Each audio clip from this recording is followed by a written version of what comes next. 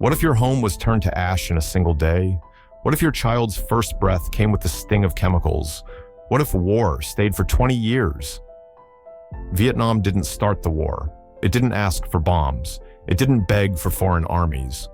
But it burned, and the world watched. In Vietnam, the earth bled, the sky rained fire, and humanity showed its darkest face. This isn't just a war story. It's a story of survival, of loss, and unimaginable rebirth. By the mid-1960s, Vietnam was drowning in flames. More than 500,000 American troops stormed the country, joining South Vietnamese forces to fight a communist enemy they barely understood. To crush resistance, the U.S. launched Operation Rolling Thunder, a campaign of relentless bombing. By war's end, over 7 million tons of explosives had fallen, more than all of World War II combined. Entire villages were flattened, rice paddies turned to mud, cities reduced to ashes. It was like the earth itself was on fire, a survivor once recalled. More than 3 million people died, and over half were civilians. Many never held a weapon. Children, grandparents, farmers, school teachers, bombed, burned, buried alive, and beyond the battlefield, atrocities. One of the darkest days came in March 1968 in the village of My Lai. American soldiers, believing the area was a Viet Cong stronghold, entered the hamlet.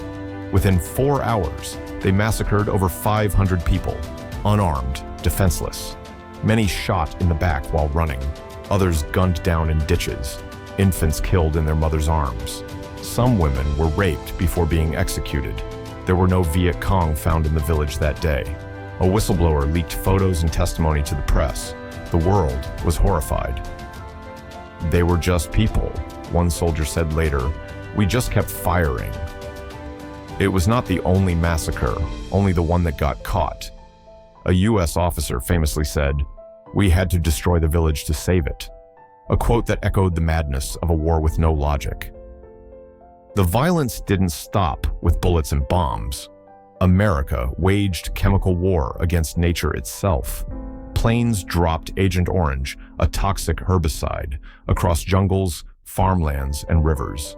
The goal? To expose the enemy by killing vegetation. The result? A poisoned country. Between 1961 and 1971, more than 20 million gallons were sprayed. Trees died, water turned foul, food sources were contaminated, an estimated 4 million Vietnamese were exposed. Today, 3 generations later, babies are still born with twisted spines, missing limbs, and severe brain damage. Vietnam's soil still carries the poison. Its people still suffer. Television brought war into every living room. Children burned alive, soldiers screaming, coffins arriving home by the thousands. The American people rebelled. In 1969, over 2 million Americans marched in the streets. College campuses erupted. Veterans returned, only to burn their uniforms and medals. Globally, from Paris to Sydney, protests multiplied. The world began to see Vietnam not as a war, but a crime. In June 1972, napalm was dropped on the village of Trang Bang. A photojournalist captured the horror. A 9-year-old girl, naked, running down the road, her skin melted, her arms outstretched. Phan Thi Kim Phuch, screaming in agony, crying, "Too hot, too hot."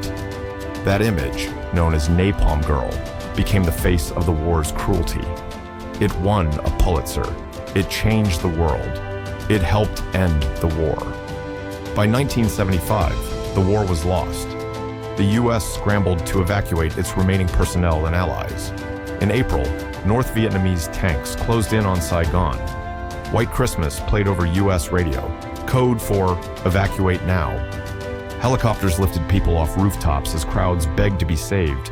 Many were left behind. On April 30th, communist forces took the city. The South surrendered. The war was over. Vietnam lay shattered, cities bombed, forests poisoned, an entire generation grieving. And yet, from the ashes, Vietnam rebuilt. In 1986, the country opened its economy. Within decades, it transformed from one of the poorest nations in the world to a fast-growing economy. Today, Vietnam boasts over 7% annual GDP growth and a booming tech and manufacturing sector.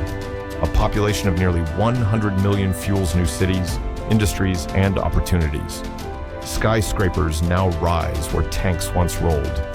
The sound of gunfire replaced by the hum of motorbikes and construction cranes. And tourism exploded.